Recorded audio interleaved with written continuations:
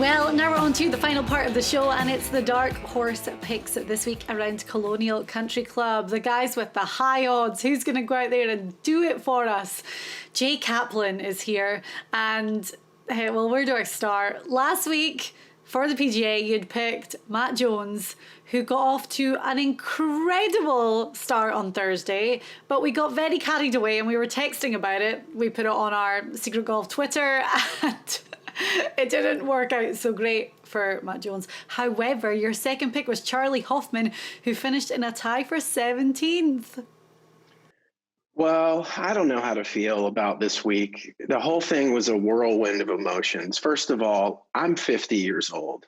So the fact that the winner was 50 years old is a testament to us 50-year-olds out there. We're not just new AARP members, but we can actually stripe it and walk away with hardware.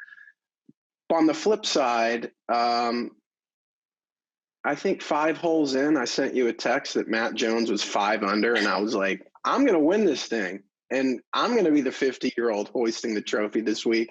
And then not 22 minutes later, he was 2 over. Yeah. I mean, he literally, and I think what's happened is you and I talking junk to one another caused him to play. Obviously, we have an impact on the way the golf universe works. So Matt Jones, I know you're out there watching because we're big fans here. Sorry, dude. Maybe next week or next year or whatever. And then Charlie Hoffman's been playing great golf for a good solid month. He finished second at Valero. And actually it finished T17. He actually fell away the last 4 holes. Yeah. So I would have liked to see him finish a little bit higher, but he did hook us up. So thanks, Chuck. Yep, and I think Charlie Hoffman and Matt Jones are definitely 2 names to look out for this week. However, they are not our dark horses. By the way, mine last week was Ian Poulter, who did make the cut and ended up finishing like 30th, maybe.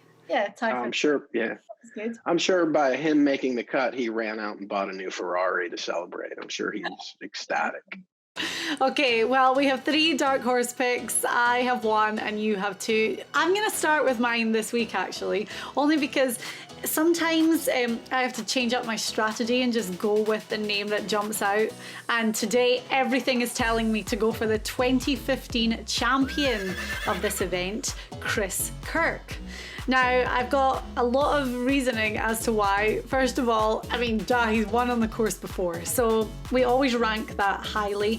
He's had 4 top 10s this year, which if I were to ask you, like, how many top 10s do you think Chris Kirk has had in 2021? I'm guessing you would not say 4. He played really good at the Players' Championship as well, but the Sony Open, he finished runner-up, and that was a big one for him because he was on a medical exemption. And I think he had a certain number of starts and he had to finish that week, I think second. I think he had to either finish second or win to keep his card, and he did. So performing under pressure, I mean, he got it done when he had to get it done. His other top 10s, well, one at the RBC Heritage and one at the Valero Texas Open. So played well in Texas not too long ago. His numbers are pretty good too. I mean, he's green across the board, no big scary numbers, and he's 125-1. So my dark horse this week is Chris Kirk. I think you may have, it's almost so obvious that you should take him, and that sometimes we stay away from guys like that. But one of the first things we do when, like, you and I are talking about dark horses, like, has the guy won here or how does he play here? The guy's a winner. So I'm not going to be surprised if you're successful this week. And I'm proud of that you didn't bet with your heart. It's very unlike you. Okay, cool. Right, well, let's move on to yours. You've got 2 names for us this week. I do have 2 names, and I have this trend that I like to stick to, and I'm going to do it this week. I usually pick a dark horse that's a veteran. Mid-30s, late 30s, early 40s. Why? Because they're seasoned. They look like they're seasoned. Sometimes you look at their PGA Tour profile picture, and they look tired and worn. This guy's PGA Tour picture looks like he'd like to send a right hook across your chops if you mess with him. Why? do I bring this up? Because this guy's a fighter. He's from Worcester, Massachusetts, which is the home of the great Marvelous Marvin Hagler. Rest in peace, Marvelous Marvin. Do you know who that is, Diane? No idea. Yeah, he was one of the great middleweights of all time. This guy is a middleweight on the PGA Tour. He finished third in a T3 in his last outing at the Byron Nelson, shot 63 on a Saturday, finished up with a 66. So I feel like he's got good Texas vibes coming in to this week. His Achilles heel is off the tee. It's at 132. He's going to be less with the driver this week, so I'm hoping that accuracy level will pick up a little bit. Scrambling, he's fourth on the PGA Tour, so if he does miss a green, I think he's going to be able to recover. And his front nine scoring average, which is where the difficulty lies at Colonial, he comes in a very respectable 34th.